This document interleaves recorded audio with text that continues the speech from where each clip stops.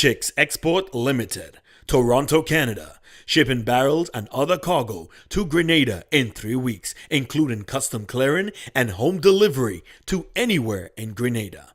They source, purchase, and ship new and used anything. Call or WhatsApp Eric, aka Greens, on 416-569-9755.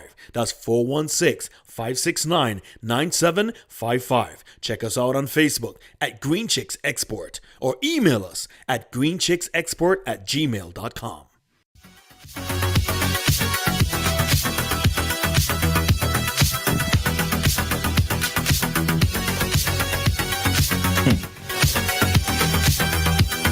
Right along. Welcome to the ride. Welcome to the ride.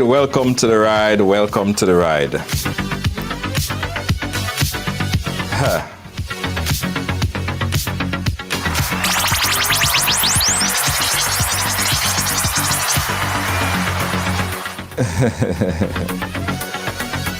I got some news for you before we start. Before we say anything, I got some news for you guys. Yeah. Pretty interesting news, by the way. As you guys come in, go ahead and share up the thing, because today we're going to have a conversation. Kind of a different conversation that we intended to have on this Wednesday evening.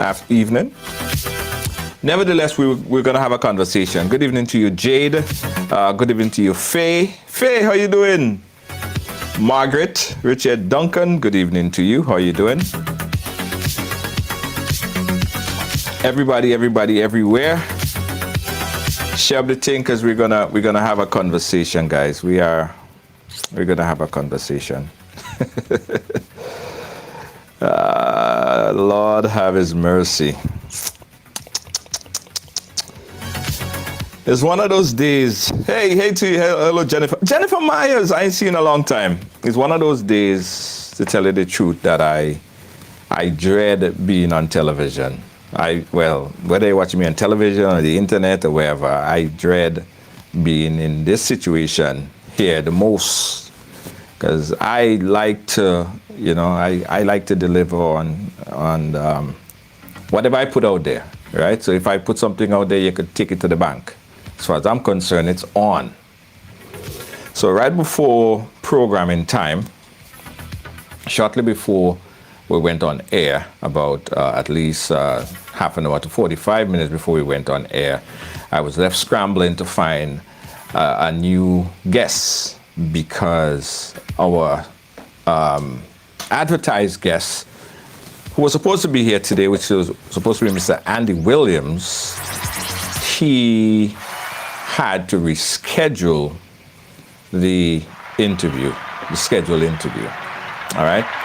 His team made it aware to us that that's in the best interest of the candidate, and that they will have to reschedule the interview. Of course, we're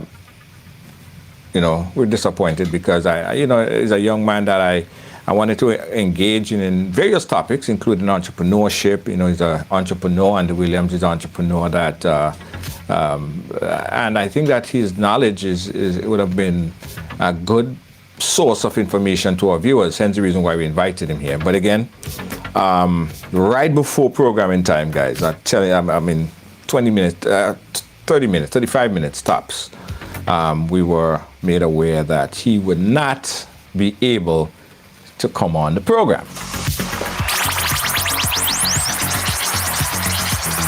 So nevertheless, as I said, it kind of left me trying to figure out, should I put a rerun on? Should we just not come on today? But I felt like I had to come on and just explain to you guys that what the problem is or was. Hence the reason why our schedule got thrown off a bit. Nevertheless, I know that you guys understand that whenever we advertise a guest, you could take it to the bank. All right. But Here's what we're going to talk about today, guys. Today's program still very important. Still a very important one because we are in the midst of what is deemed as a historic election. And what we've seen over the past weeks and months was a lot of content, so much things that have been going back and forth from candidates to, it's just a lot of things going about the place, right? Now, backtrack a little bit. For the entire 5 years or so, 4 years in office, we have a government without an opposition, which put media personalities as almost acting as opposition voices because we had to get information, disseminate information, and get it out to the public.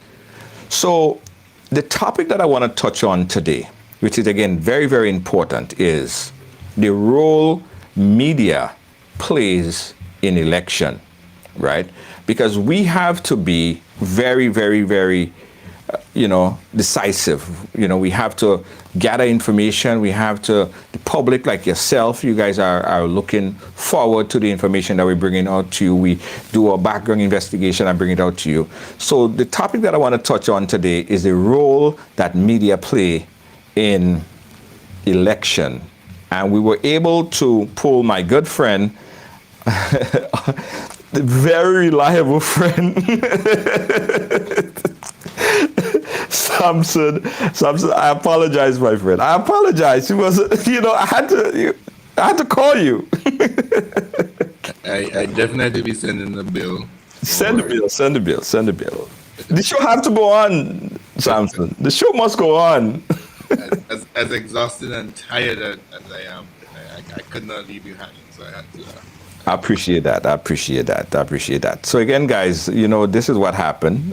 This happens in media sometimes. I just hate to be the bearer of bad news because I know a lot of people were looking forward to hear Andy on the program, as any candidate. And we do have an open door policy. Same time we call Andy, I call Cox. We didn't hear back from Cox as yet, but we have an open door policy, and we invite in Cox, and we invite in all the other candidates, Nimrod, NNP candidate, NDC candidate, independent candidates, whoever wants to come on the program. We would love to have you guys on here. Let's talk about your platform. Let's talk about your agenda. Let us have this discussion. So let me throw this out at you, Samson. We've seen what's happening over the past year, over the past silly season, months or so. From your vantage point perspective, what role do you think that media have in election? Well, the media is one of the most critical machinery in any election campaign or cycle. The importance of the media cannot be overshadowed, neither can it be questioned. I think where the question actually lies is how strong your media is in terms of being unbiased and being ethical and bearing the morals and standards of media. Let me say off the bat that I don't think that I am the best person to speak on that. I don't think I have the fair amount of years. Right. However, I do believe that I was trained by the best and sat on some very good leadership in terms of media. But I do believe that the media is very critical. I mean, in terms of any aspect of information sharing, right, strong and cohesive media is critical.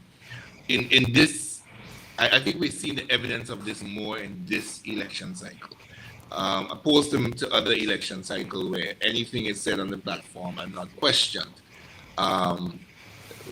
We have our social media, right, our social media journalists, who debunking everything that is being said on either platforms, either of the main platforms, as well as you see the stories on the main media, the traditional media, as we call it, and not the new media, which is social.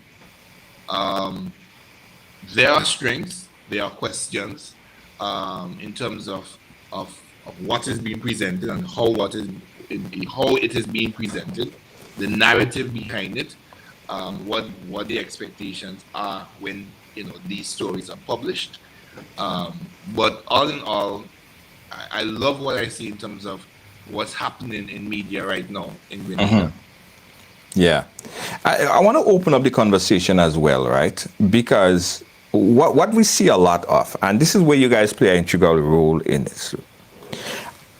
Oftentimes we would post a story or would look on a certain platform, and people are always ready to demonize a specific platform because the platform might be, let's say, paid to run a specific advertisement or run a political campaign or rally or whatever, and that platform is deemed biased. So a lot of times I don't think that the public quite understand how this thing work. Media presence is there to push messages out there. Campaigns, businesses, events, what have you, pay money to Right. place their ads on platforms. So essentially, that's how media and media platforms sustain themselves, Yeah, right? I mean, let's look at it from this vantage point. I mean, about 10 years ago, 10, 15 years ago, it's so much. Um, when Mikey Hutchinson became Mikey, as in Mikey Live that we're seeing today, I remember in the very early stage of him coming out as strong as he is today. um, you would hear by the wayside there was an accident at some point in Grenada, and you would question it until you see it on Mikey page, and Well, that's where. media in general. I mean, Well, Mikey. yeah, I'm using Mikey specifically to bring home the point. You will question it until you see it on this page, or you wouldn't believe the gossip until it actually become or you see it on any other media house at all. So that is the role of the media. You know, Right. I know for a fact that um, I see some media, social media, new media as we call them, carrying the different political events on either side of the either stages, and people would say, oh, because a particular media house carries a story or carries a political rally, that media is for whichever political party. But in all fairness, we have to understand that to run a media platform, new or traditional, it takes quite a bit of money. Right. And if you are going to do it and going to do it properly, you must be able to sustain it. And to sustain it means that you must have financial inputs. Um, the thing about it is, or the question is, uh, you know, if is which media house comes to you first? I mean, at the end of the day, if NDC approaches you or NMP approach you, whichever comes to you first is who you would go with, because we have to understand that media people are some of the very lowest paid people there. And that has been a debate for quite some time. Even when I was in active media, that was a debate in Grenada. That was a debate, and even when I left, I subsequently moved, it still remained a debate. And even when I moved where I am now, it still is a debate. So it's not just a localized debate in terms of Grenada. It's a regional thing. I mean, internationally, you specialize and you can make quite a hefty bid from it.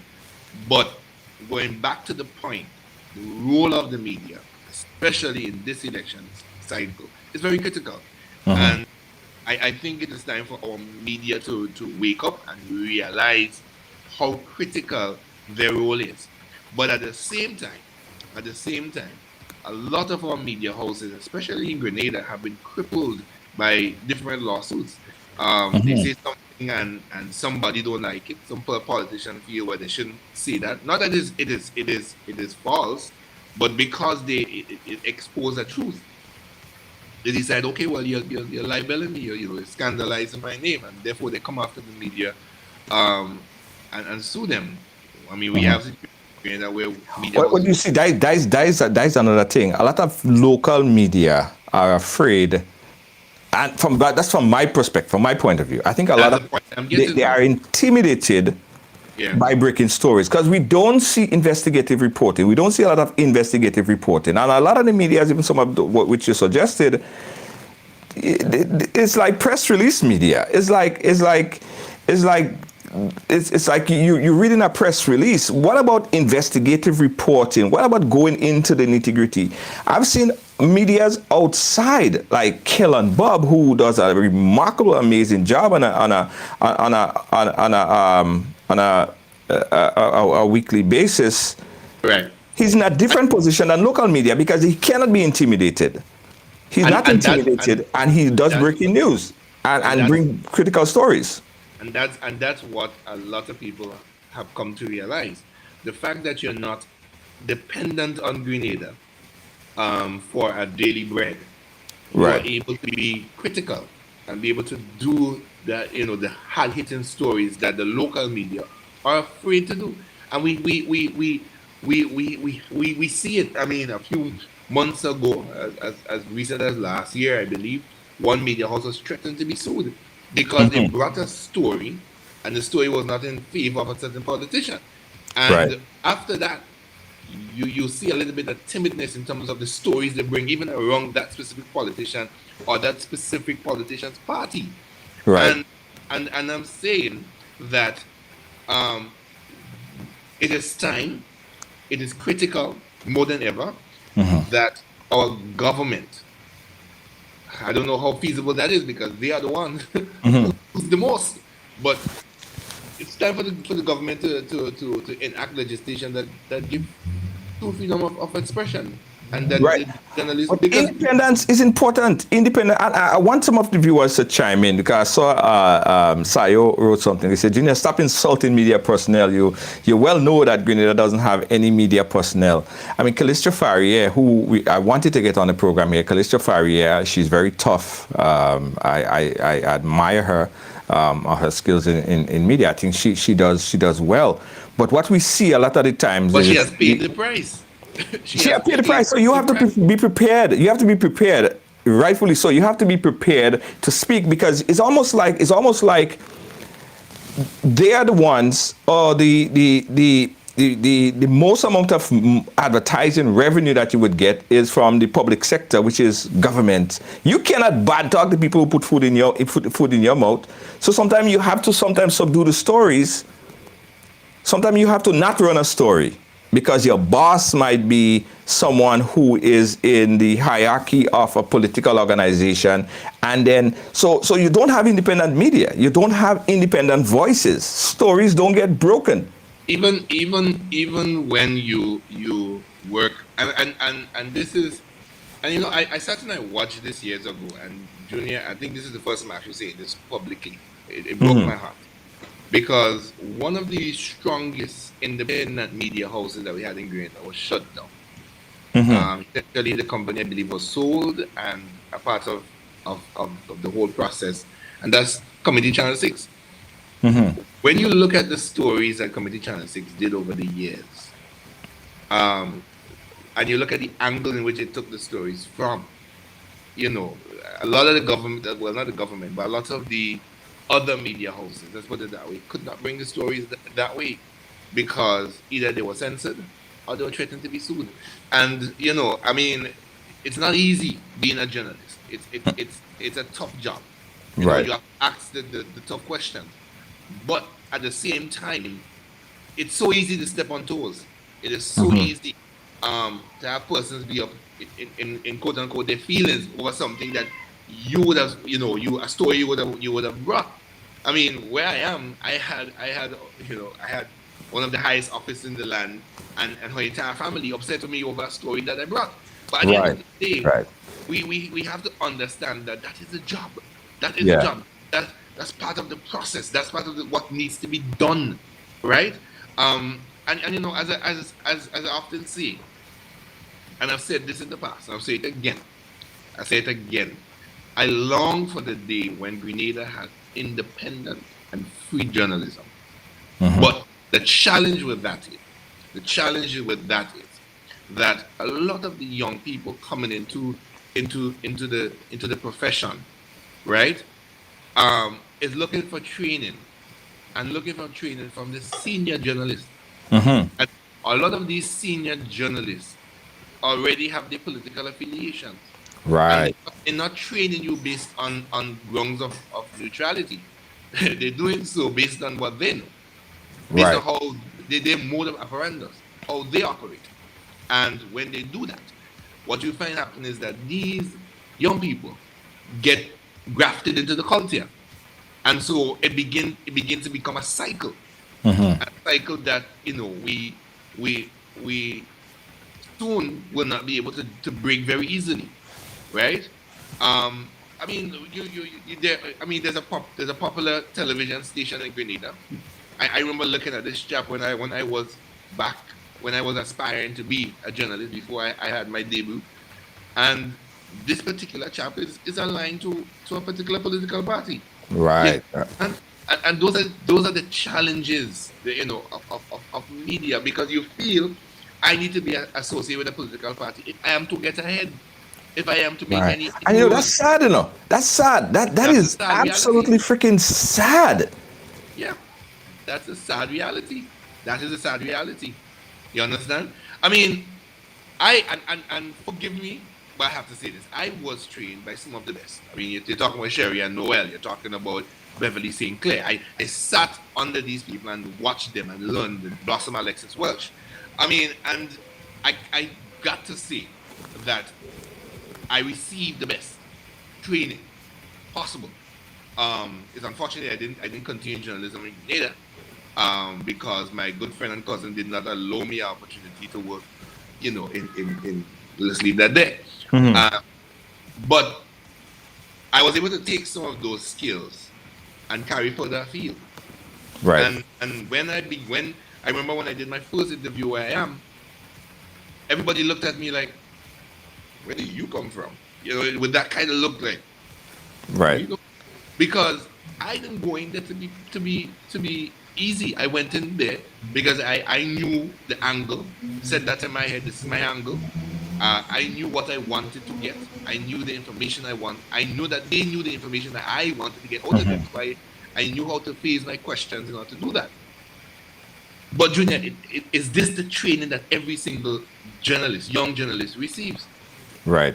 Well, I often say this, and I'm going to say it again. I don't consider myself a journalist at all. I have never been trained as a journalist. Everything that I am doing, everything that I have built in terms of media has always been from just how I feel it should look. Not what I didn't go into a studio and see, okay, this is how I want my studio. I just built it how I saw it in my head. I constructed this program, not how I saw another program constructed, but how I saw it in my head. And I often say this, that I don't care for any political sponsored ads or any other kind of advertising, because what it tends to do is it tends to steer you from talking about what you want to talk about, because they're the one that paying you. So Right. this platform is set up in a way, and you don't see that a lot, where the voices and the people who keep this program or sustain this platform are the viewers and Facebook monetization, and that's what sustained the platform. So if advertisers near and far decide not to even pay a dime, we could still sustain ourselves, right? But how many other platforms that have that type of backing to say, you know what, I could say whatever I want. If Tom Jones or whatever the case might be is involved in some kind of situation and Tom Jones is associated with my boss, I could still talk about Tom Jones and don't care, because Tom Jones is not paying me. Tom Jones lineage doesn't pay me, but you don't find that independent type of monetization or stability. So those media houses basically have to essentially sing for the supper.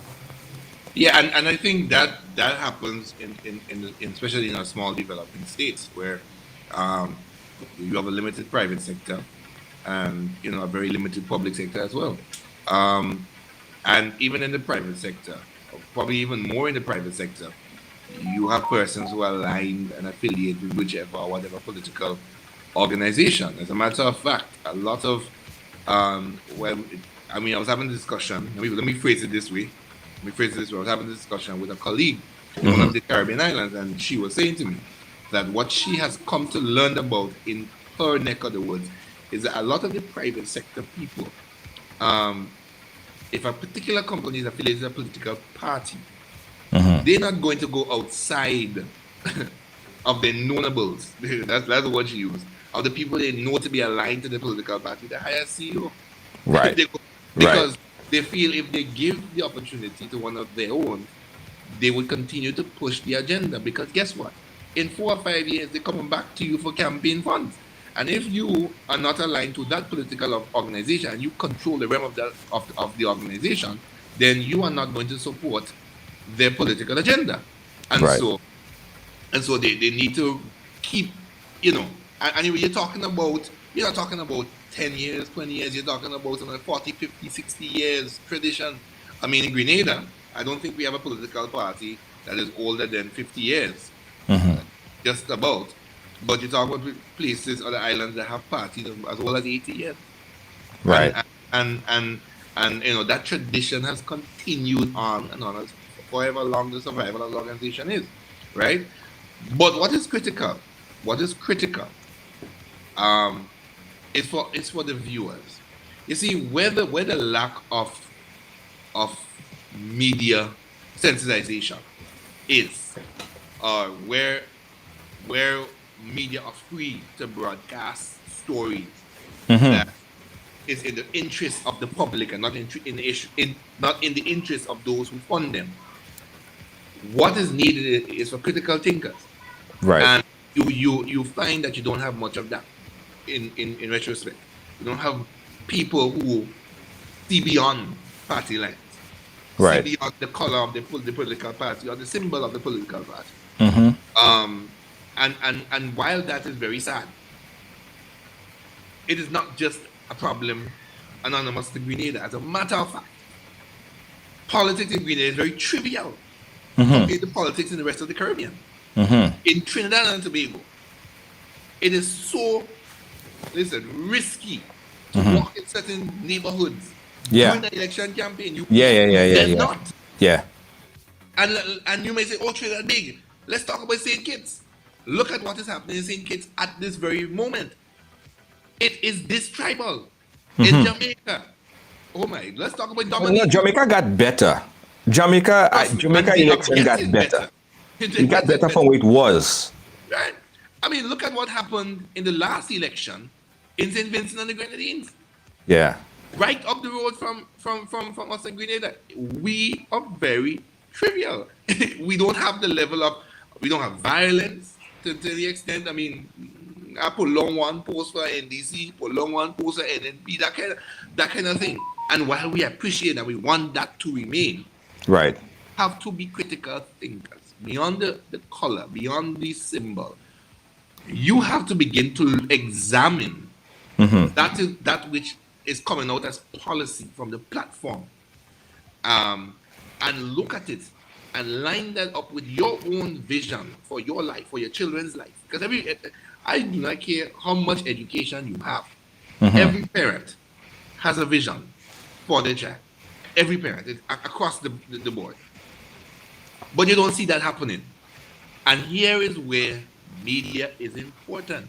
Yeah. And I praise all the media houses who have the different programs. I understand that two other significant, just so we have two major political parties. We have two major media houses in Grenada. And I see both of them. I have been approached by one. I see that they are doing programs. Beyond that, right? I do believe that the time has come for us, for the media, to begin to ask the general public, John public, how do you feel about X or Y? Right, How do you right, feel about X policy compared to Y policy? How do right. you feel about X policy and Y policy? How do you feel about what they're presenting to you? Do you think it's feasible? Do you think that this is something that you want to see happen? Right. Right? Then we will begin to change the narrative. Then Yeah. we begin to change the conversation. Because at present, the conversation is green give me a house, so me voting green.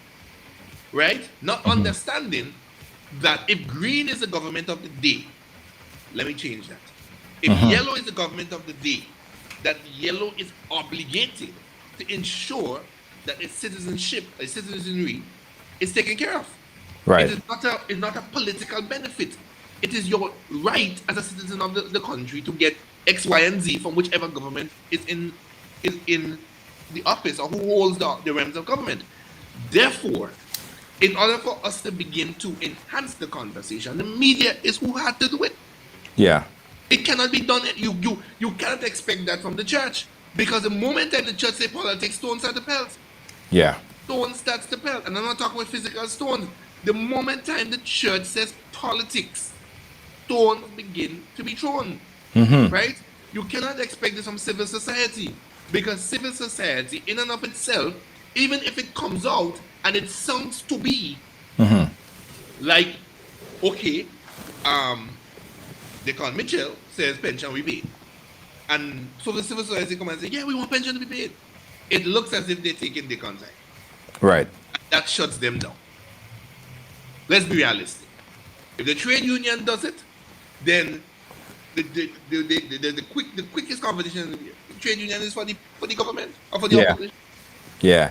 You cannot have an opinion. You cannot have an opinion. And that's the thing. Journalists cannot have an opinion. Journalists in the profession Yeah. that is performing the duty, that is in the role, cannot have an opinion. Therefore, they are the right ones to have the open and free conversation. Conversation. Yeah, you're right. You're right about it. Let me pose a question. Let me pose a question to our viewers, right, guys? This is a conversation that we never had before. And I want you guys to answer this. What would you like from your media platform? What more would you like to see from your media platform? What more would you like to see from other media platforms? Because at the end of the day, I see it like this. You, the viewers, the people who participate, the people who come out and share, and the people who listen to us, you are my boss. You are our boss. Because if none of all you show up, me and Samson gonna be just speaking to an empty room. We don't have nobody chatting with. It just gonna be make no damn sense. Exactly. So you guys are our boss. So I want to know what you guys want from us, right? And what are we doing that you don't like? And what are we doing a little of that you would like to see more of? So we're going to give you an opportunity to chime in, because it's an important conversation that media houses don't have. What do you want from us? What do you want from me? What do you want to see from media houses? Because a lot of them are watching. I know this is the impromptu conversation, but still the message will get across. So open up the phone line right now. Call us up on the WhatsApp, or you could call us up on the phone line. The number 718-701-5720. What would you want from your media house? Let me make sure that the phone lines are ready. And that's a very good conversation to have with your viewers. You've been on for quite a period of time. You ask them to rate the content that you've been providing. How do they feel? Because this is sometimes and thank God I have both pastoral training. Do not call me pastor, I'm not. I have pastoral training and I have media training. Right. And so one of the things sometimes I've recognized is that we often do things and think that we're doing it in the best interest of the people who maybe in our families or maybe in the church, and not understand that we're so far from it. We're so far. And so okay, so Roderick Thomas says that he would like neutrality, right? Neutrality. But then how do you judge neutrality? Yes. How do so neutrality is in the eyes of the beholder.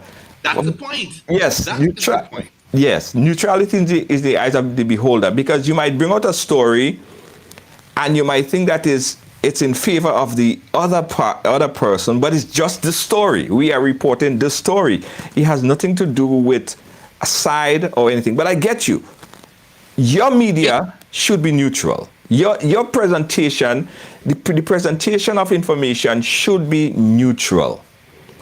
In order to have neutrality, you first must change the scope of the conversation. Yeah. Absolutely. And in order to change the scope of the conversation, you have to go to where the conversation is. And the conversation is among the people. I know it's an expensive gesture, but we have platforms. I want to see the Monday night program that's held on A of the two popular television station. Open up the phone line and say, come on, tell us. What do you think about our newscast? What do you think about our program lineup? What do you think about? I mean, those are the conversations. You may get a vast sets of different opinions, but what I believe can happen is that you can take those vast different opinions and dissect it.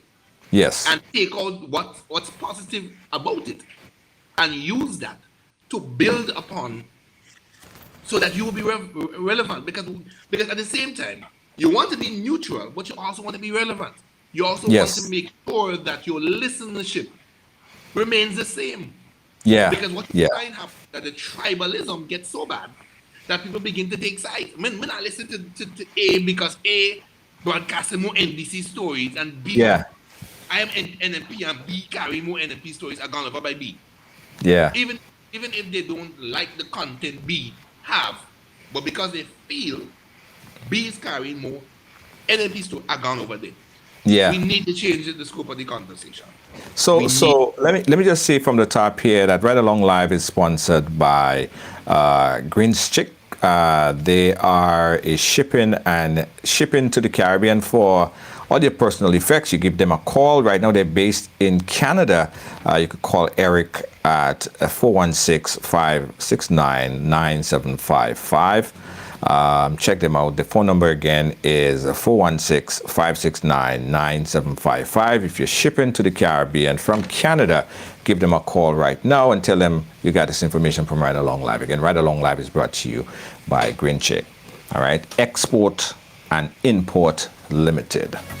So we open up the phone line and we're keeping the phone lines open right now, and we're watching the chat as well. People are saying the media should be fair and balanced. I want to see the media report the news and not be the news. That's important. That's important because when I think someone do a really good job on an interview, when at the end of the day everybody is talking about what the guest said about the interview rather than what the host said or what the host did. You should be in a position as a host, as a presenter. You don't have to make the news. You don't have to be the news. You just have to tell the news. Now, there's a difference between being a newscaster or a news presenter, a journalist, which I'm not, by the way, and a vlogger.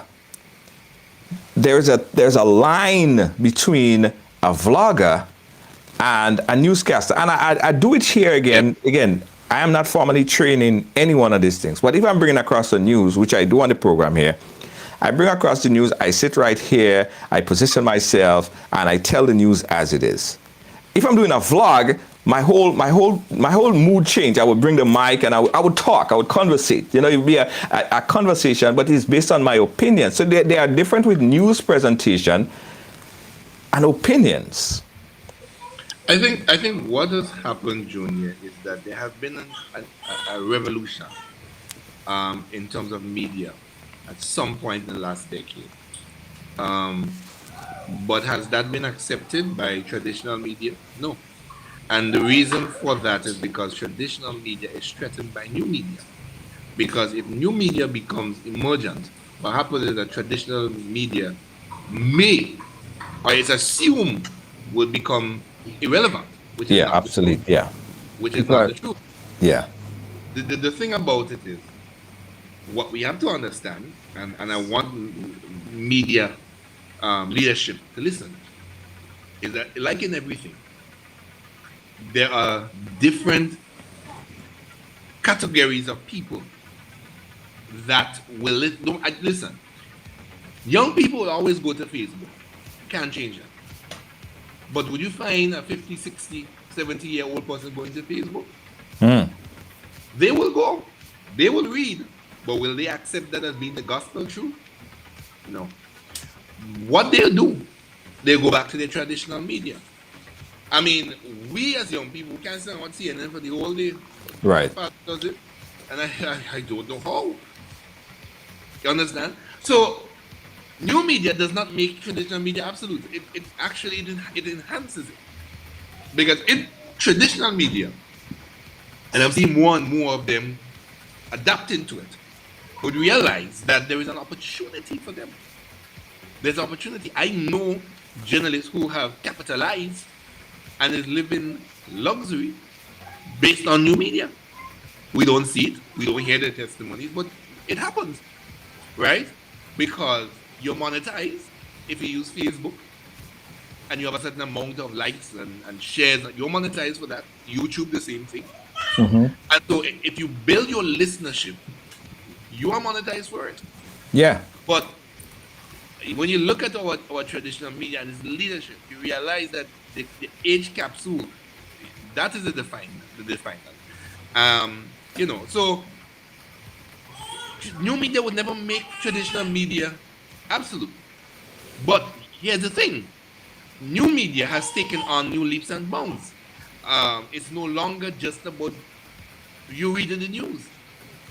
We have to elevate to discussing the news. We have to elevate to the point where, and I long to see that, when you have a program where, okay, the trade unions matched yesterday, and persons have burning questions. I mean, when I was a child and I was listening to news, I had questions. Yeah. But can I interrupt the news reporter and say, hey, I can. Yeah. But here's the problem. Here's the problem. And myself and my producer, and I'm going to say this here, I don't think I said it before. It is so difficult. And I see Anthony D. Riggs' post, and it is so difficult sometimes to get a guess. For instance, there was a certain protest yesterday by teachers. Right. And we have been trying, let me tell you how much time we have been trying to get a certain person in hierarchy position in that particular union to come on. And we would call because we know it's important. And we would call, and they just don't want to engage. They don't want to come on. For whatever reason, they just don't want to be a part of it. So sometimes as media, I can speak for myself. I told my staff, the people who put this program together, Lynn know that very well. If we have a story like we were supposed to have on today with Andy Williams, let's get Cox on too, right? But you would call and you wouldn't get no answer. So does that then kill the idea of just having Andy at all or having anything to do with that?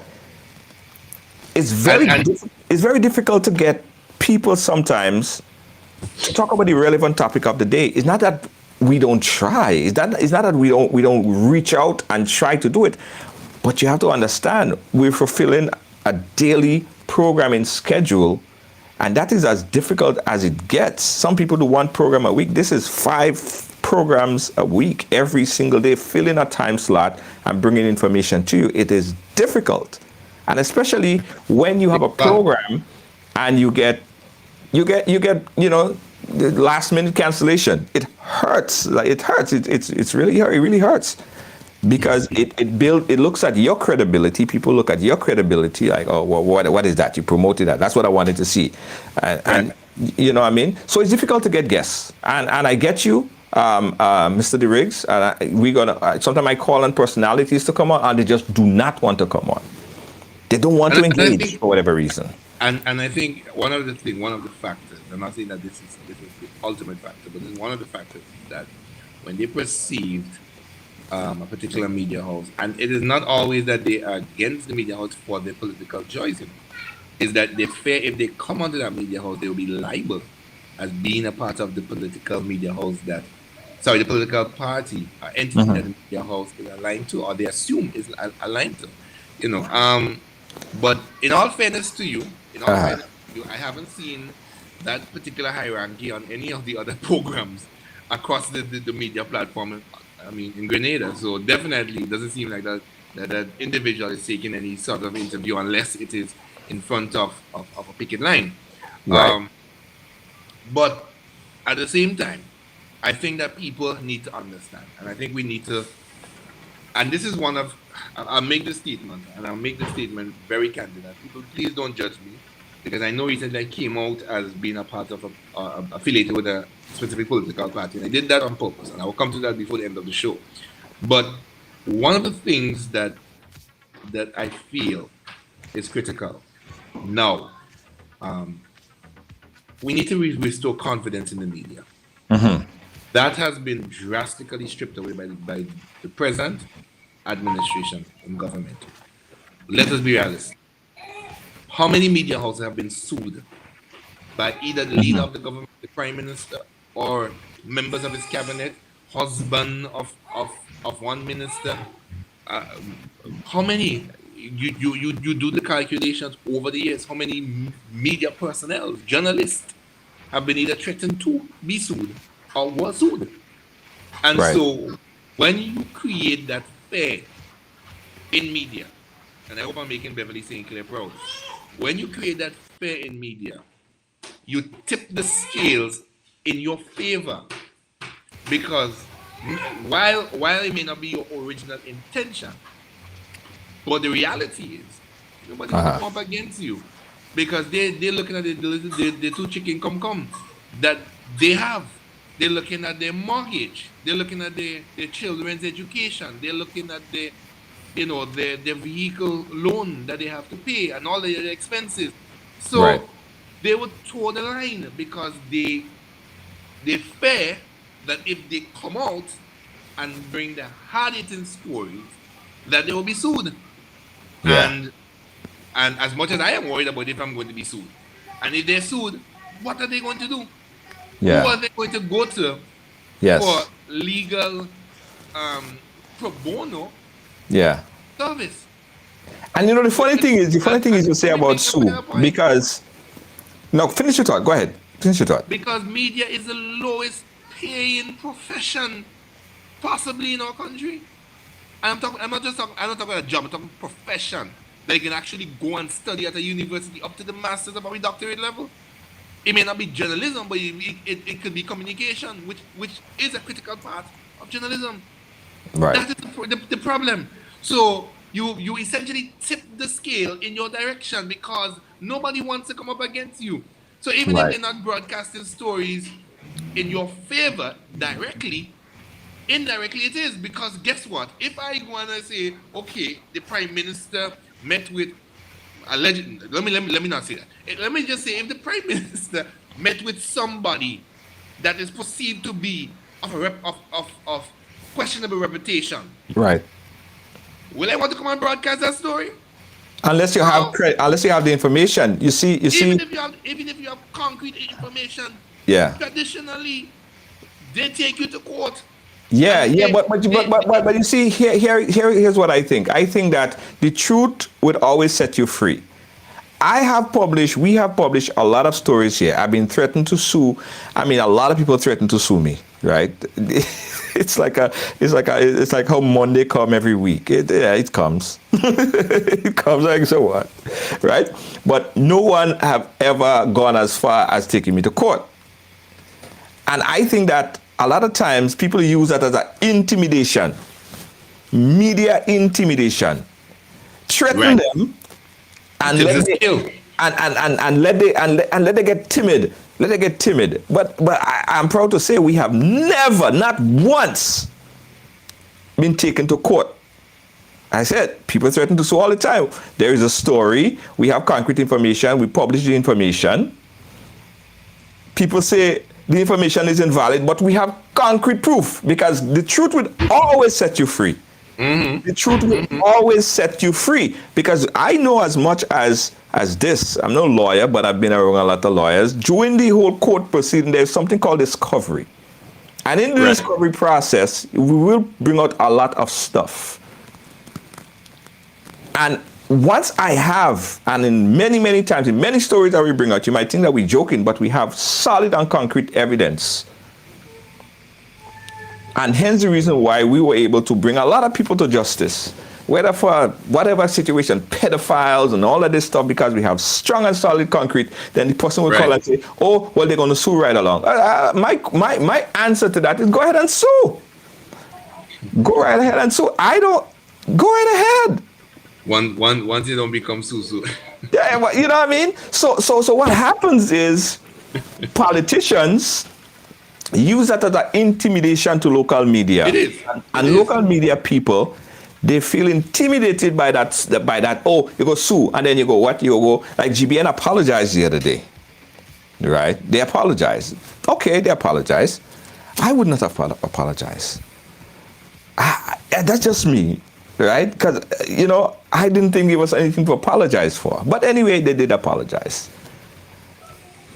I just think once you have the solid and concrete evidence, which you'll do your due diligence, and then before you put out a story, but people would always use the intimidation tactic that they'll sue you because if you drop the story. Yeah, and that's essentially what they want to do. They want to get you to drop the story or tip the scales in their favor. And when they get you to drop the story, you are going to be very cautious about the stories you bring thereafter, because you do not want to be threatened again, or you fear it may not be a threat this time. It might be actual legal documents penned against you. And that's why I said in the very beginning of the conversation that I my heart grieves for the day that we have something like Community Channel 6 back in Grenada, a strong and independent media that is both traditional and new media, and that can unearth the stories. Look at the amount of things that have been unearthed in this election cycle. And my question is, where is the media that all of these things were happening and nobody broadcast it? Yeah. I was scrolling down my Facebook post, my Facebook new feed just this morning as I was preparing to leave the house for work, and I saw a story by Algeria, I believe, about Grenadian passport, Grenadian ambassadors, not Canadians, diplomatic passports, and representing Grenada's interests. Now, I want to know how you're not a Grenadian, but representing my interests as a Grenadian. Right. But have I seen this on any other media houses? And mind you, I do peruse their pages. Nope. Yeah. But listen this, right? Listen this. I think the next reason why I'm saying that a lot of time politicians use that as intimidation, right? Remember that story that came out from Al Jazeera? Which one? When they tied the CBI program, and they said certain politician, they mentioned the documentary mentioned Scary, they mentioned Kit Mitchell, he mentioned a bunch of different people and associate them with the passport. Yes. Al Jazeera. Al Jazeera is a massive media house, right? How come nobody never threatened to sue Al Jazeera? because I mean, they're not going to win. There's no way they're going to win. Right, because Al Jazeera, but if it was a local media house that broke that story, the amount of pile of lawsuit that they would have come under. Oh yeah. That before the story even say Gwe, probably the program director may not even put it on. Yeah. For fear of what the outcome might be. So I mean, look at it. You spoke about prime ministers. I mean, Roosevelt's Garrett is the youngest prime minister in the Caribbean, and he's also the richest prime minister in the Caribbean, and he has become that way under very questionable circumstances. He has been prime minister for I think he himself and Gonzalez and Mitchell of Grenada in the running. Gonzalez is the longest continuously serving prime minister in the Caribbean. He's been there since 2001.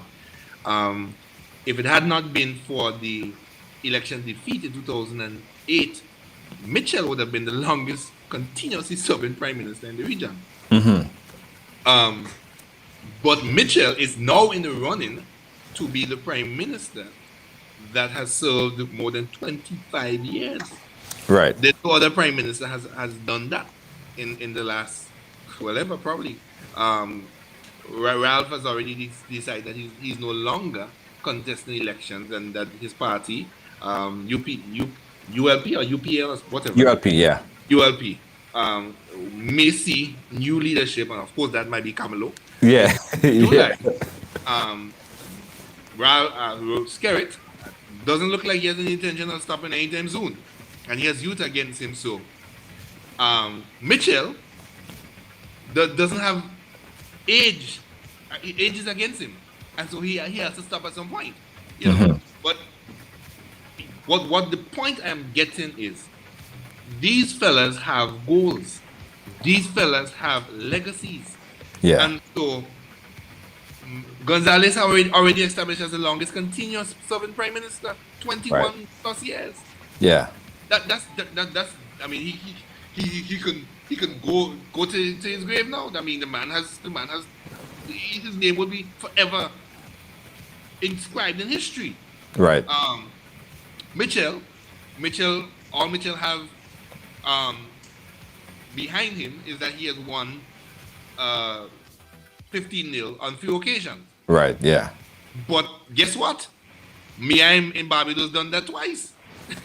Yeah. So that is not so much of a confetti moment. Right. But can a prime minister get to 25 years? That's another thing. I mean, Yeah. Spirit probably possibly could do it, but will he? That's the question. And so it's a legacy thing for them. And so anything that threatens that either gets stamped out or move out. And it's as simple as that. And if the media stands in the way of that, stamp out and move out. Yeah. But I think what needs to happen is that the media needs to get the trade union attitude. And the trade union attitude now in Grenada is fight back. We're not taking it and lie down. We're not accepting what you say and lie down. Because guess what? Politicians are employed by the people. Media is people. And so the people hire the politician. But where will they get that strength from? That is the question. Where will the media get the strength from? And I'm telling you that they can get that strength from the people. Yeah. Yeah. But you see, the thing about it is, administration have to understand that a strong media is essential for any country. I think that if you look into a particular country, like say for instance, look at Russia, for instance. Right. And the information that is disseminated in Russia is controlled by the state completely. In Yes. fact, you can't, in Russia right now, you can't even say a war is happening in Ukraine. You get locked up for that. Get locked up, yep. Yeah, you can't even say war. You have to say special operation. Special operation, yeah. The media is so, do we want that? Do we want the media to be so muzzled, right, that they can't even tell the goddamn truth of what's happening next door? You see, no government, no matter who it is, could ever say that they're strong if they don't have a strong media. That has to be the backbone. That is the blood. That is the blood that circulates into the vein of the country. A strong, not only a strong, an independent media. Strong and independent media. And any government, no matter where, that strive to muzzle the media could potentially be a corrupt government. Could potentially be a corrupt government? Potentially be. Because you see, and that's why I'm against the word potential, because guess what? If the government has free fall to do whatever it wants, what do you think will happen? Corruption is going to run rampant. Yes. Corruption is going to run rampant. Yes. And I mean, I purposely left out the corruption aspect in my most recent analogy and about legacy. But guess what? There is nothing that will stop them from getting their legacy.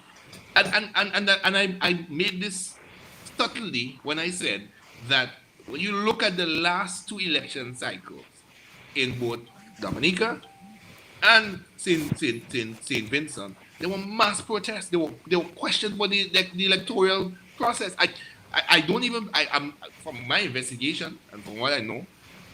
I mean, is there a proper electoral cycle in either of these two countries? There were questions. There were serious questions about the electoral processes. And I'm saying that the media, the fifth estate, cannot give any government the right to run free or to run mock. It Right. just cannot happen. True. And they need to stand up and fight back. They need to fight back. But it begins by getting a government that is media friendly, a government that is impartial to the media, so that laws can be enacted to protect the fifth estate. Yeah. And That's it starts important. there. Because guess what? Guess what? If laws are not put into place, then we are in more trouble than we even thought, or even we even think. Yeah. Because guess what? Guess what? They can carve and twist any law to say, well, you did this, you did that, based on this law. You can get 5 years in prison, or you have to pay a large sum of money, or whatever. the case may be. You understand? Our media houses could be liquidated because they publish a story. And I don't think we have. I mean, kudos to the media cohort in Grenada. I don't think we have reckless journalists in Grenada. I think that they are very professional. They understand their assignment. They understand what is needed of them. But can they do their job fairly and impartially? No, it's a hindrance. It's a hindrance on them. It's a hindrance on them. Hence the reason why, guys, we are having this conversation, and I think this conversation needs to be continued because we need to hold any elected official foot to the fire. Definitely. Not a free. You cannot just issue free pass. And for the past year, I'm telling you, a lot of the media houses have been opposition. They have been like the opposition party, especially in Grenada, that didn't have an opposition. Right. And if you don't have that, you have a problem. Because man, by his nature, are greedy. Man, by his nature, you give a person a free rein, they go take. They get away with it, they go get away, they go try to get away with it all the time. Because they ain't getting no opposition. You need a strong and independent media. Very, very, very important. And the people, the viewers, the community, the population, your government mirrors you. The government that you put in mirrors you. It's based on what you want. That's the people that represent you. So if you go ahead, Samson. I don't want you to lose your train of thought. No, it's fine. For example, and I was discussing this with the very same colleague from one of my sister OACS countries, that when I purposely think that a lot of manifestos are just a lot of empty words with no meaning. Because guess what? No media is holding them responsible based on the manifesto. Right. No media knows. I mean, in every election cycle, they come out with these manifestos. Those are our plans. And they win the election. The announcement is made at 11:02. 11:03, they throw that book somewhere in some garbage or throw it on a shelf somewhere. Yeah. And then you don't see them until 4 years later. Yeah. When they come back to the people to beg a vote. If the media house says, okay, party A, major party A, give me a manifesto. Major party B, give me. No, don't even ask them. You won't get it. And you begin to bring in the export. And I very much hope that this can happen in this election cycle. Bring in the export. Say, listen, y'all say, case in point, Deacon Mitchell says 500 houses every year for 4 years. Let's say, put it. Okay, 500 houses for every year for 4 years in the first instance, because 4 years is the election cycle. Right. Bring in Deacon, bring in his shadow minister of housing, whichever. Come and have a conversation. How do you plan to get this done? Yeah. Well, even now, a lot of the things that has been introduced now, even now, I want to get Deacon on this program very soon, because a lot of things that he's saying, I want to know how is it going to be facilitated, right? I want to know the thought process. I want to understand, where the money's coming from. There's a lot of questions that we need to ask, and no one gets a free pass. No one should get a free pass. And I think Grenadians, and I want to speak specifically to Grenadians. If any political party is invited to any program, let me not political, any media related program, be it on the two major media houses that we have in Grenada or the major social media houses, and you know who they are, right along Kellenberg, who's doing an extremely good job. I'm very proud to be a PBC boy and know he's a boy as well. Very proud of that young man. Any political party is invited and does not show up, does not regard you, does not have the respect for you to say, well, let me come and defend my stance or my opinion on housing. When you look at the political rallies, for example, a political rally is supposed to motivate you to vote the party. Right. But political rallies in Grenada have become a show talk for and a respond to talk and show back talk situation. Yeah, that show talk thing. And Yeah. I'm saying, and you know what is upsetting to me? You have people down there, yeah, woo. How that go pay your child school bus Monday morning? Yeah. How Yeah. they giving your child break Monday morning? Yeah. And you know what is even more disgusting? And I want to make this point and run from it right after I make it. This thing about voting because I can get Imani work or I get a work. Really? Yeah. Can you take Imani to the bank and get a mortgage to buy a vehicle? Because I know there are parents that have 3 children. I have 3 children. And to get around the tree, oh my God. Critical thinking. Yeah. But guess where it starts? Because sometimes all it need to be done for us is to push us in the direction to begin to think critically. Right. True. The bush and work will give you a $2 now in the moment. But what's going to happen 3 weeks from now? That money not going to last at the end of the week, much less 3 weeks. True. Another thing I wanna address. I mean, there should be no questions that off the table. I think that there are a lot of questions that need to be asked to the incumbent party, and I'm not sure why a lot of the times when we make that call to have someone, whether it's Dr. Keith Mitchell or someone, come on, let us talk, let us invite them on to talk. They don't come. The last person from the NDC, who are we? Someone that I've had a good conversation with before, the Minister of Education, Emmeline Pear. NMP.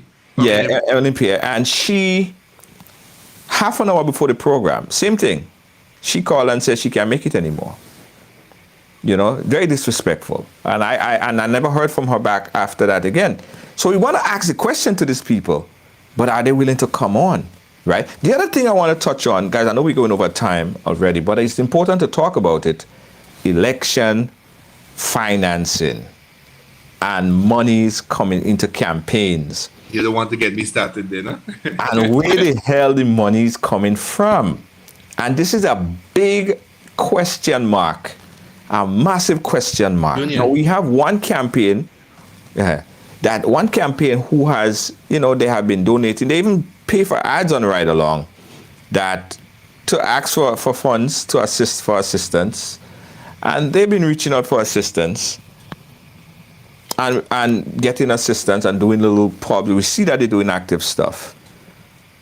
But do we know where the money is coming from to fund all these big other things that's happening? Like, it's a lot of money, millions of dollars. Let me just tell you this, right? In a former life, before I was a husband and father again, and I'm saying again because I know that there's some very nasty people that are on the program. They like to slander me. Well, I love it. Don't worry. My background. I used to be a promoter in Grenada. I had a couple of very successful shows in Grenada, and I can tell you that basic stage and lighting could run you into $500,000 very easily, It's a lot of money. very easily. A lot of money. I'm telling you, light, stage, when you start to talk sound system, a proper sound system, it could run you easily, anywhere from 150 to $300,000.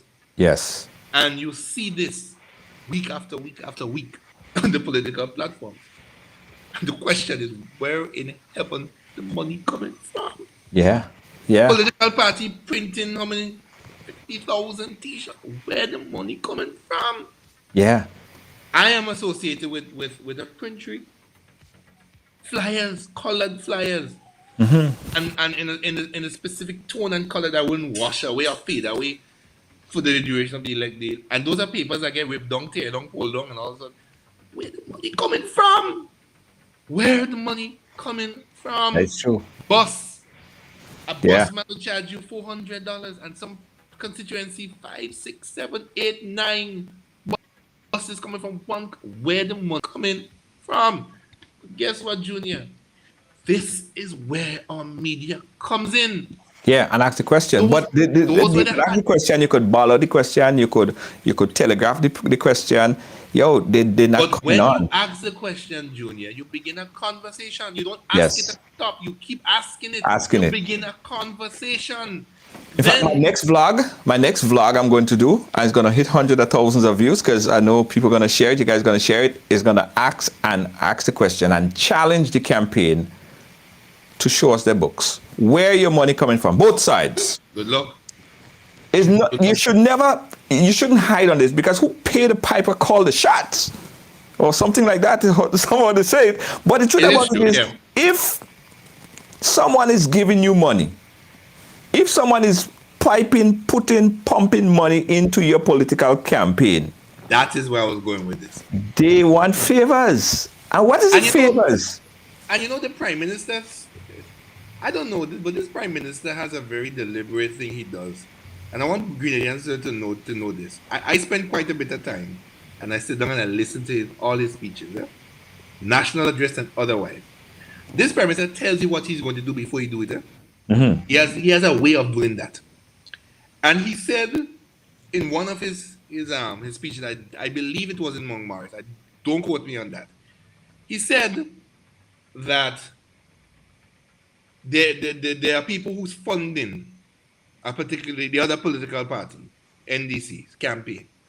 And guess what? When they get into government, paraphrase, when they get into government, these are the people who will be running the country. And lo and behold, this week, video come out. Video come out. I mean, it didn't come out from the mainstream page or any known surrogate, but it seemed like a fake account. But the thing is, this is what the prime minister does, and I did listen to his most two recent speech. It's in one of them, right? And my question is, because the media are not asking it. Over the years, we have seen NDC, and I'm not. This is not political. This is a fact. We have seen NDC. We see Claudette. I see Claudette in Tongue selling bag juice and sandwich. Right? We've seen them do cake sale. We've seen them do barbecue. Anybody ever see NMP do a cake sale? No, this is a serious question. Have you ever seen them do a barbecue? No, that is a Serious question. question. And if the media, I ain't scared to ask the question, and I ain't scared to make the challenge either. Where are you getting the money? Where is the money coming from? Where is the money coming from? Millions of dollars, unlimited It's a budgets. Where the money coming from? Imagine, just on Sunday, boatload came down from Carriacou, chartered boat from Carriacou. Where the money coming from? Yeah. And I'm saying, people, this is a fact. So Yeah. don't think because Samson allegedly supports a particular political party that he's being biased. No, the thing is, we know, we seen the pictures, we seen the evidence, we seen the flyers, bag, juice, and sandwich sell plenty over the last 4 years. But have you seen Bagus and Sandwich sell from the NNP? I cannot remember. But they are the ones who bring in artists. They are the ones who are having political meetings. I mean, big stage political meetings with. Where's the money coming from?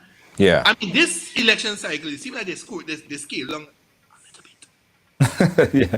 Where? Yeah. Where is the money coming from? Yeah. And, No, and that's they, legitimate. they Legitimate. they have more social media, and otherwise presence than any other political party. And I keep saying to people, you have to understand that, and let me make this final point before you come in, Junior. Look at it, 15 nil in 2013.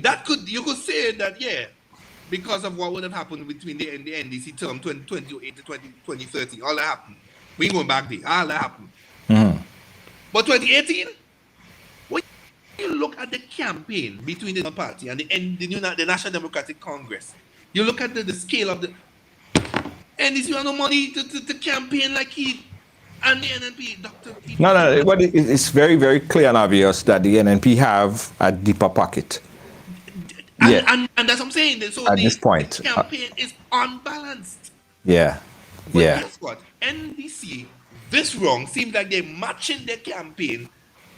Are they coming up to the level, when we use that term, of what is traditionally as the NNP? Samson, don't lose the train of thought right there. We have a call on the line. Caller, live. Where you calling us from?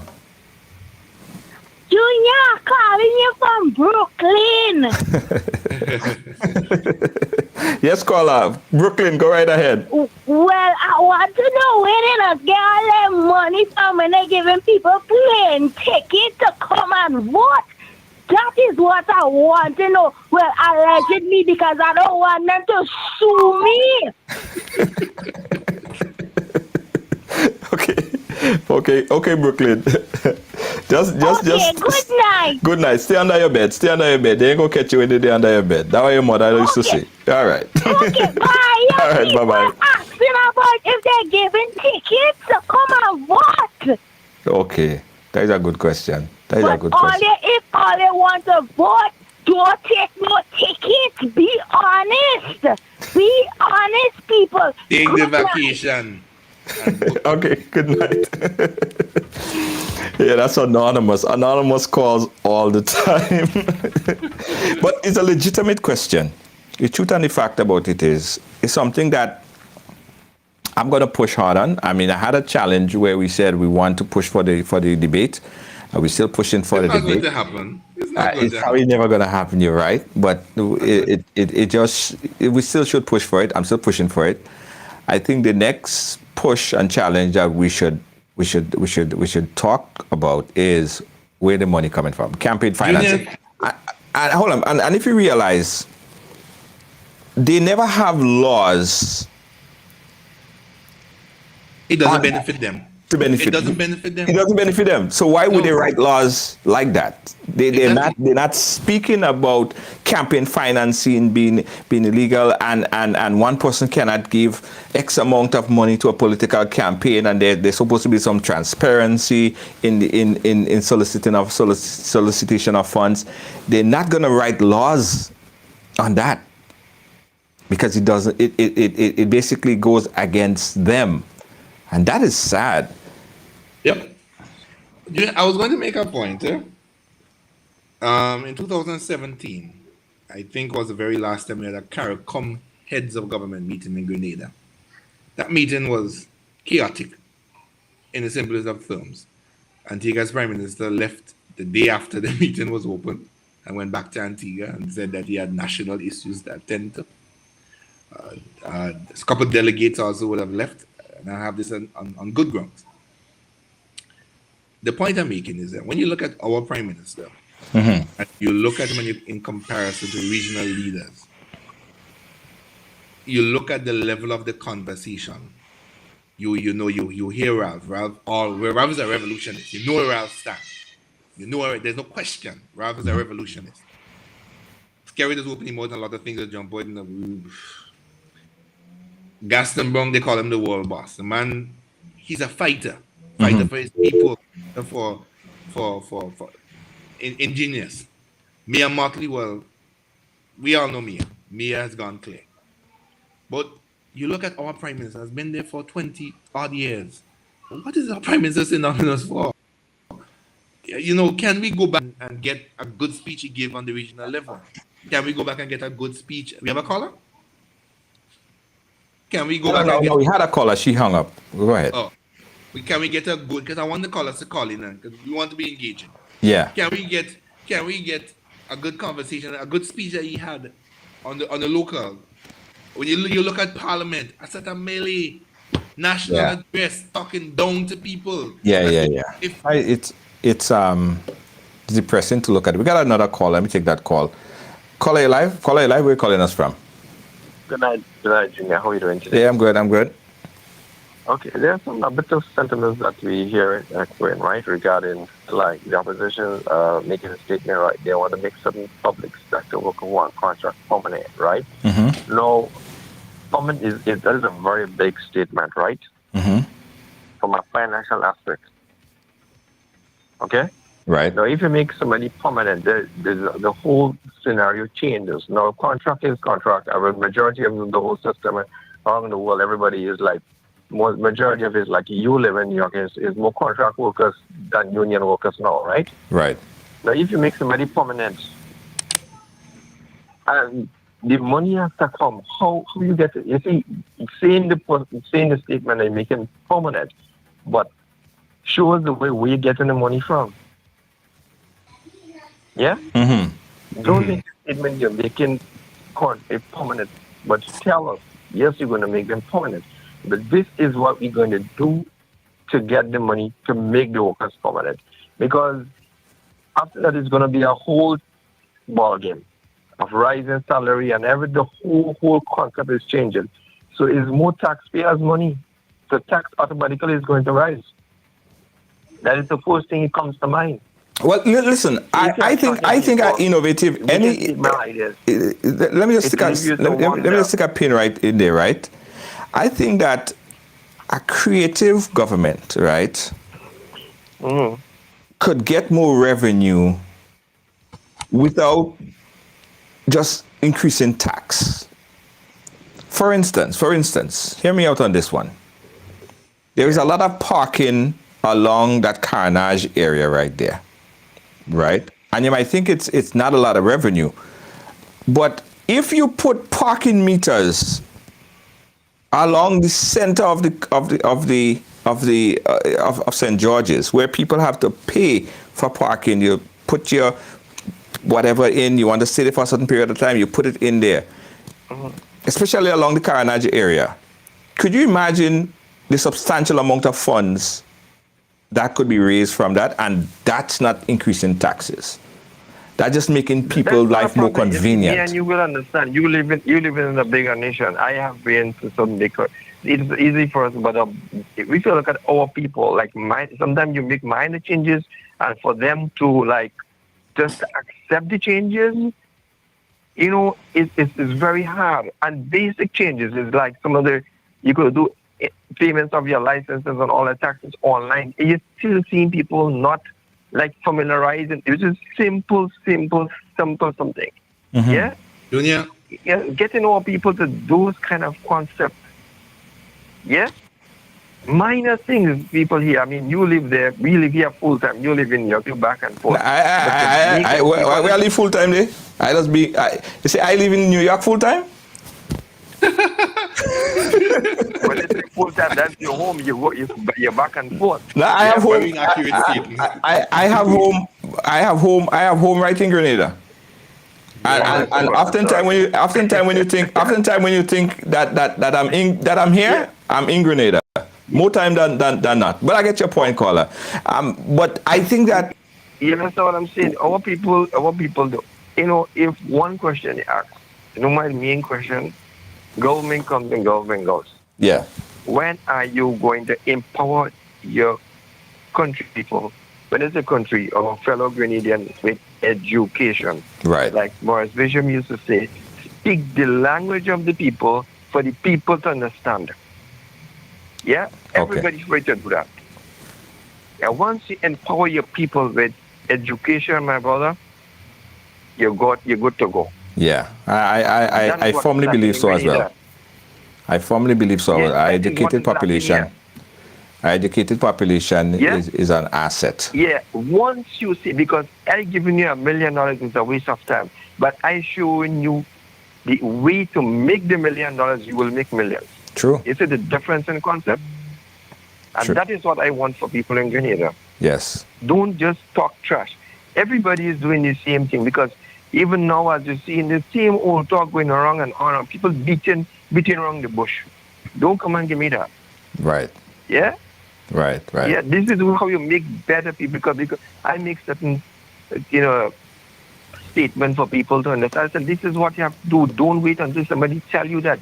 Think for yourself. Try to understand. Don't wait until I tell you to do so. No, Right. you have to think for yourself. Okay, caller. Thank you Yeah. so much. Thank you so much for calling. All That is right. the best thing for Yeah, all of you, my brother. Have a blessed night. All right. I'm Thank you. itching Thank to you. respond to We have the a call. caller. We have a caller on the WhatsApp. Caller on the WhatsApp. Are you there? George, Hey. what you said was right call, George. Uh-huh. Right? There are many ways that the government can make money Uh-huh. within Grenada. There's many ways. Now, if you Yes, my know friend. there's ways that you can make money that Yeah. can bring in revenue for the economy, why not do it? Yeah. And The parking lot thing is a great idea. That's just one of the ways. There's many ways Grenada can generate money. Yeah. So they can lessen down on tax. yeah, no, I have a few. I have quite a few. I have quite a few Yes. ideas. And the another thing is, George. Uh-huh. Now, people financing the government becomes a norm all over the world. Uh-huh. But the problem with that is, if it's that not local businessmen is what financing the government, that is where the problem comes in. Right. If it is the white man that's financing kids, we have a problem. That means the money is going to generate wherever country the people from. Right. It's not going to generate around Grenada within the community. Right. Right. Relax, man. So that is the question. Is not who financing them locally. It's who financing them internationally. That is where the problem starts. Yes, true. True. You know, and that caller said America is a bigger state. It has nothing to do with that because the fact that America is a bigger place, it's harder to maintain. Grenada is a little small island. It shouldn't be so hard to maintain. The fact that it's so hard to maintain, these people are not fit for the job. These people have no ideas. They don't have a vision, and that is the problem. Yeah. All right, Thank George, you. Thank have you. a good night. Yeah, right. Thanks. Yeah, Junior. There are a few ways, Samson, that I think financing could come into the country other than taxing. Yeah. I want to respond to the previous caller before Go ahead. Yeah. my good friend from Trinidad came on. Now the caller, and I've been hearing this nonsense around Facebook for too long about if you make people permanent, then where the money come from. Nonsense. Listen to me. There are PSs in the government that gets more money, more salary than government ministers themselves. The downfall of Liat, one of the downfall of Liat is that the top head, some of these CEOs and managers and mid managers were getting up to $20,000 and $30,000 a month. Right. The problem with the government is that a lot of people, senior management and mid management, are making tremendous amounts of money. But when you look at the lower level, the administration, the administrators, the secretaries, and so on and so forth, those are the jobs that actually change very often because those people go off to study, they find out a job somewhere, or whatever the case may be. Those positions are traditionally filled by Imanis. Yes. Look at it. And as a result of that, the government doesn't have to spend, whereas they would have paid an Imani $1,800 a month. They give them $1,000 on the Imani program and save $800 for whatever the reason is. What needs to happen? And I think it's a very workable thing. What needs to happen is that there need to be an overhaul of the system. And the Prime Minister said it in Mon Rouge. You need to change the system. When are we accepting the same old for umpteen years? It is not working.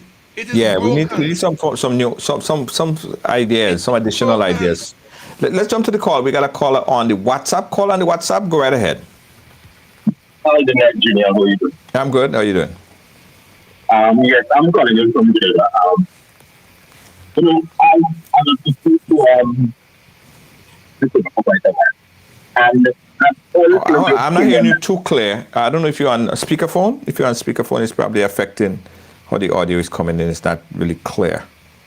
Yes. Okay. Yes, you hear me better now? I hear you a little Yes. bit better now. Go ahead, yeah.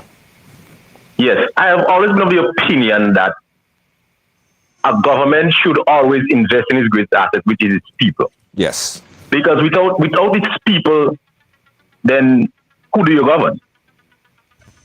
And then without these people, who do you come for? Who do you come to for a job? Because at the end of the day, politicians come to the people asking them for a job, and that is the thing that they don't highlight very often when the election campaign is on. Mm-hmm.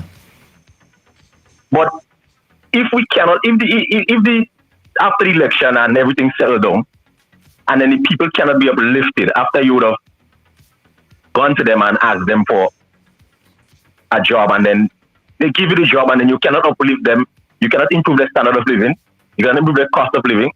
You know, you should be questioned. You should be recalled, basically. Mm-hmm. Called back to the table and say, hey, you promised this and we need this, and you promised this and you have not delivered it. Mm-hmm. You understand? And I was speaking to a friend today, and I said to them, I said, look at the amount of abandoned houses that are in my local in St. Patrick's. Mm-hmm. It is not because the houses are so terrible to live in, but it's the fact of the matter is when you speak to persons who are in the diaspora, they tell you they can't come and live in Grenada. Simply because the cost of living in Grenada is extremely too high. Right. That is the main reason why they tell you that. The housing crisis in Grenada, it is not because there aren't homes to live in. Right. Yeah. But the cost to live in Grenada, it is so.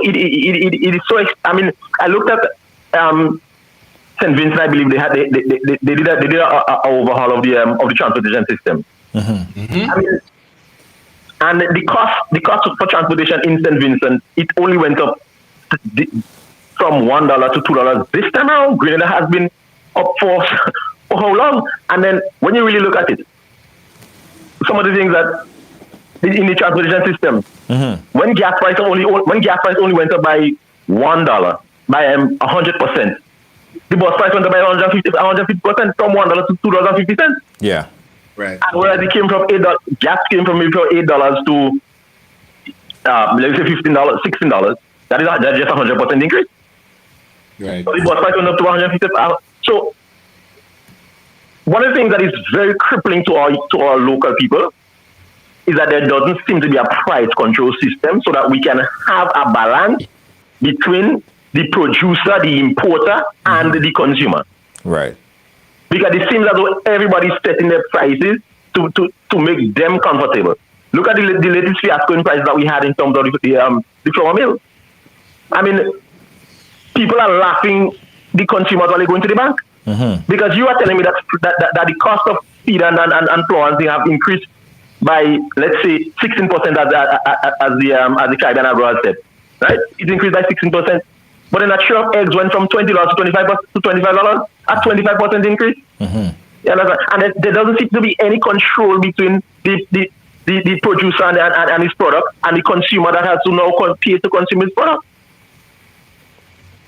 Yeah. And I think that this is one of the issues that needs to be addressed on the platform. And that's the reason why I don't go to political rallies, because it has come to, as my friend said, it has come to hype and entertainment. Mm-hmm. You understand? Yeah. And I might quickly listen to a town hall meeting, but I don't go to political rallies because I see no essence behind it. Mm-hmm. You know, but what I'm trying to make is that we need to put things in place to uplift the standard and the quality of life of persons in Grenada.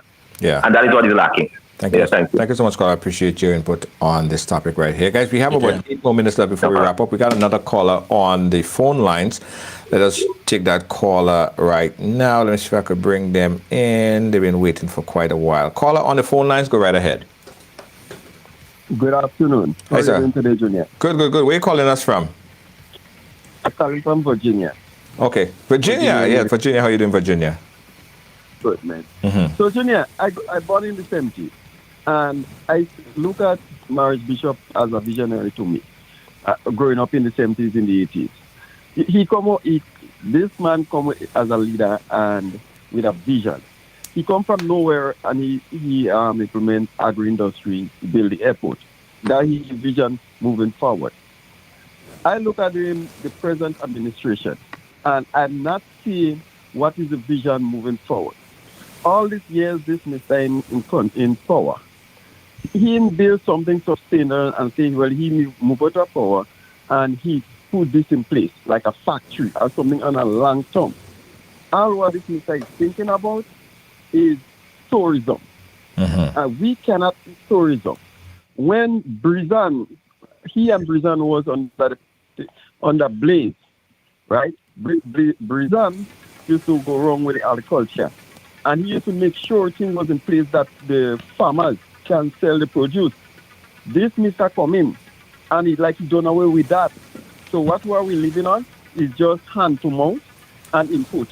Right. And this is very disturbing for we, the youth, or even, well, I'm no longer, guys, I'm born in the 70s.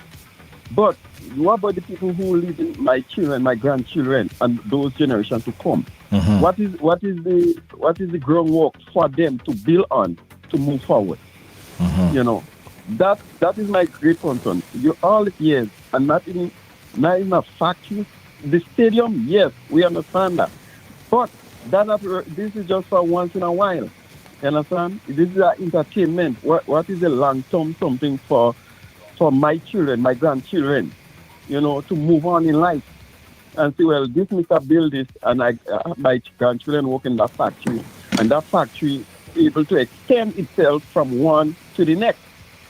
You understand? So then it's moving on the economy, rolling back into the country, not coming in. And they're putting certain things in place, and then when up like the Chinese or the Indians, where the money going back out. You understand? And it's very disturbing, Junior. And that's why I follow the NMP for a little while, and when I really sit down and put one-on-one together, I follow the NDC too. And I like, you know what? If I'm being independent and come, but that don't help in the situation. But I just want to see what is the vision of a leader moving forward. Right. All right, thank you, caller. We appreciate your input as always. All right, guys, this is where this is where we have to come to put a wrap on this program right here. But to underscore the purpose of this conversation, which we will continue on the topic of the role that media continue to play or need to play, especially in a time like this, election time. We have Kellen Bob, who also was scheduled to be on, but he's under the weather at the moment. And other media houses, we want to have this conversation and continue to have this conversation. And also, we want to be better able to serve you, the viewers. Because listen, we don't want to push things down your throat that you don't like, We want to give you things that you want, that you enjoy. So we want you to connect with us, inbox us. If you see something that you think that we should cover, mind you, we do get a lot of those already, but let's tailor this platform, and every platform should be tailored to the people, to the viewers, because you are the boss at the end of the day. Samson, closing words, and then we can wrap. Yeah, let me just say first, I committed to a part 2 of this. Much to my wife's annoyance, but I'm committed to a part 2 of this. But let me just say this, right? And I love the calls. Unfortunately, they come in so late, but I love the calls. Let me just say this to Grenada. We have had one nation predominantly run the country for just over 20 years, and I don't want to get political, but let's look at this. Grenada is a tropical island. We send out hundreds of gangs of people ever so often to cut the bush on the side of the road. And while that is good, while that is needed, I'm wondering if we can send out the same amount of gangs to pick the overhanging fruits on the side of the road from the trees using whichever means. And the same trucks we hire to pick up the bushes on the side of the road, can we use these same trucks to collect these mangoes, these soursop, the various types of mangoes and bring them into a factory and manufacture them into mango jelly and jams and juices.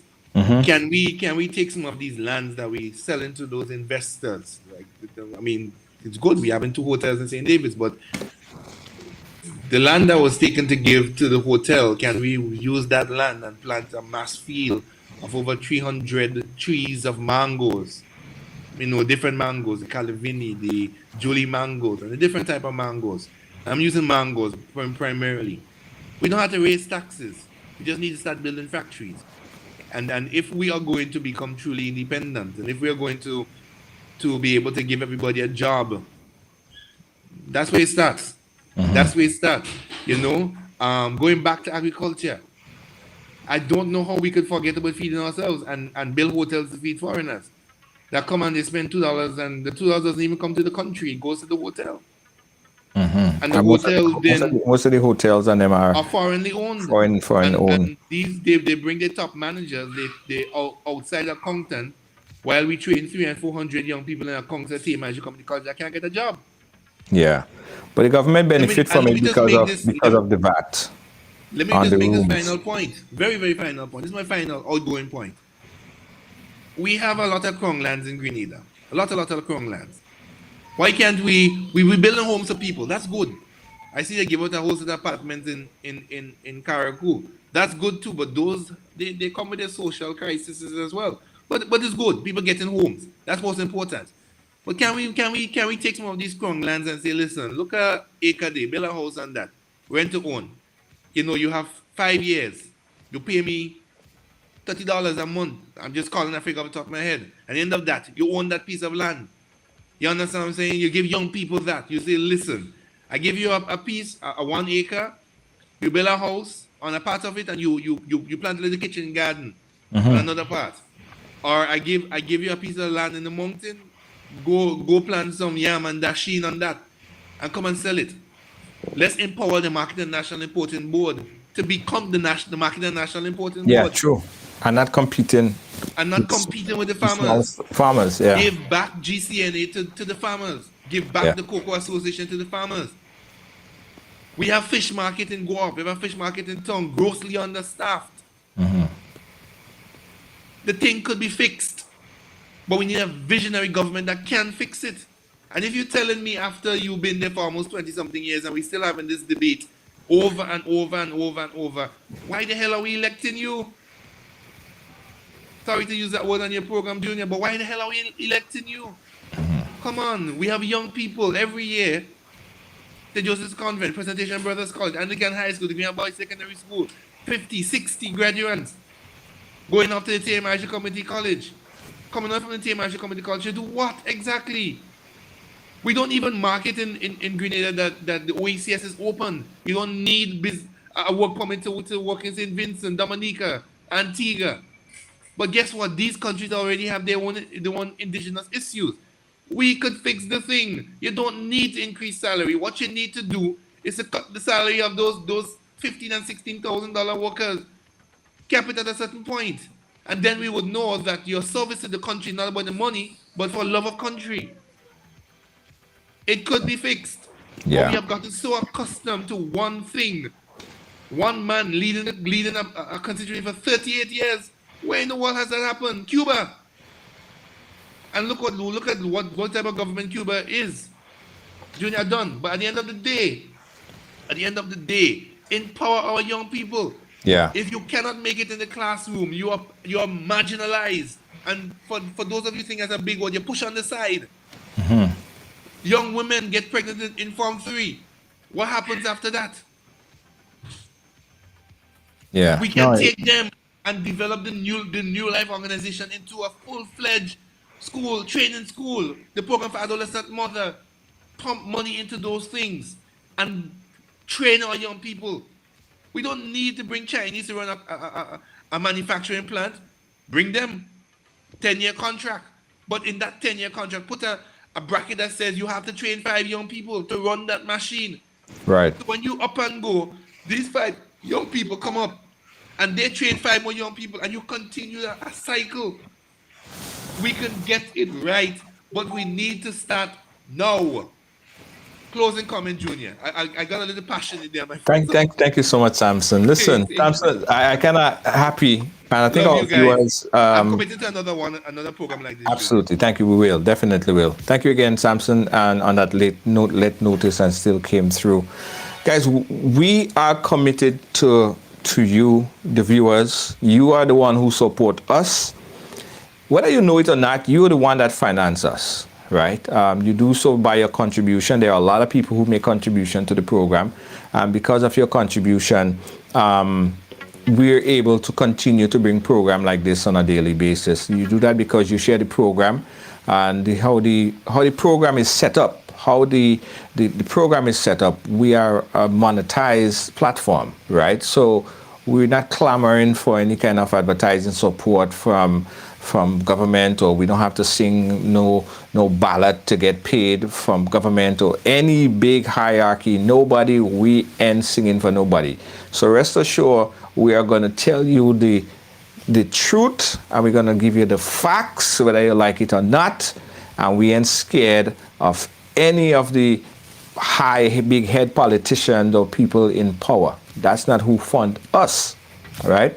And we're going to continue to do that, and we appreciate you. So I just want to say thank you, and we need to have this communication, guys. If you guys want to see more of something, if we are lapsing in certain aspects, that's why we're here. We want to have this conversation. Is a bilateral kind of conversation. You talk to us, we talk to you, and we make it happen. So we appreciate you guys so much, and appreciate the conversation. Yes. Guys, we got some sponsors. Let me run some ads and I'll come right back with total closing remarks. Check this out. It's hard to imagine this is how 2020 started. But across the world, dozens were falling ill with a mysterious virus that would ultimately change life as we know it. Chinese health authorities are still working to identify the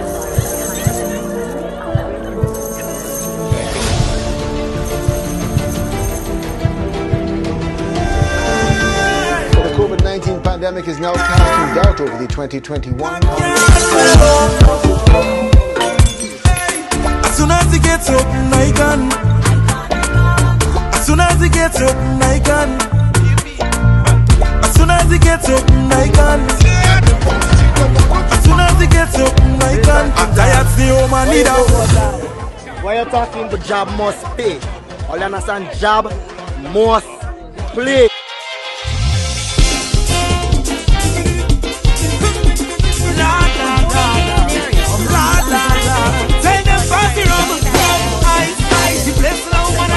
Watch how the party turn up tonight. Because we out and bad and the people better, we causing trouble.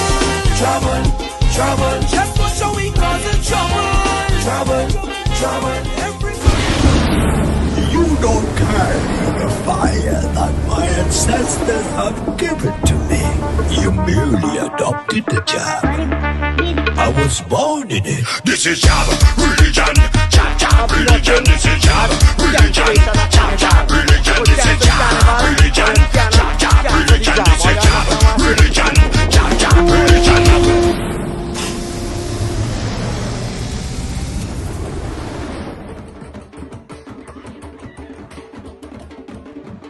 Chicks Export Limited, Toronto, Canada. Shipping barrels and other cargo to Grenada in 3 weeks, including custom clearing and home delivery to anywhere in Grenada.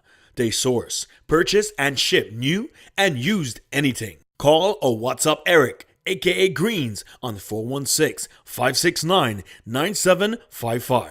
That's 416-569-9755. Check us out on Facebook at Green Chicks Export or email us at greenchicksexport@gmail.com.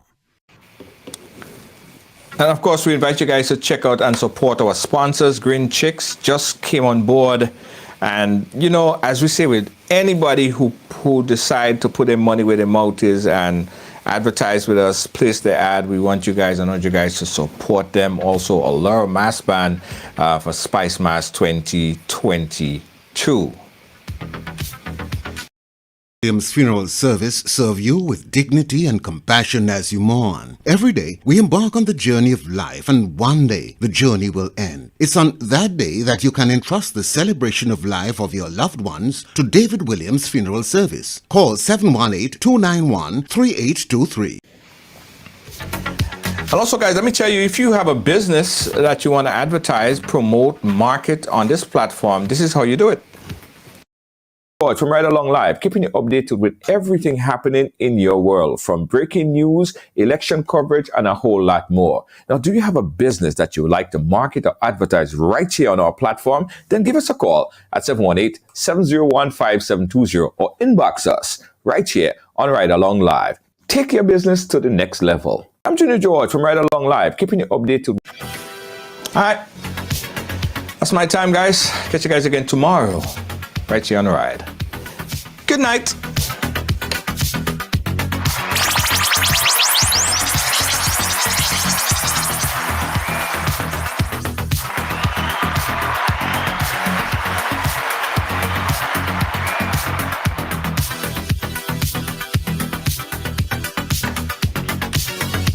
Right Along Live is also sponsored by Buy Brand Caribbean. Buy Brand Caribbean official launch June 1st. Buy Brand Caribbean at cariborganics.com.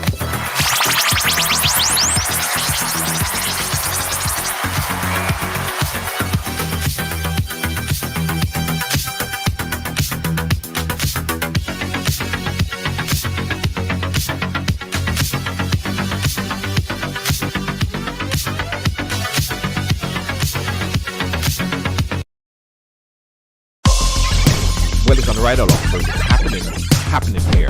Came over here. What does it mean? You know, I grew up in what I guess we call a typical family. We break all the stories, and that's just a fact. And that's why everyone has a story to tell. Right Along Live, I mean, yeah, it's the real deal.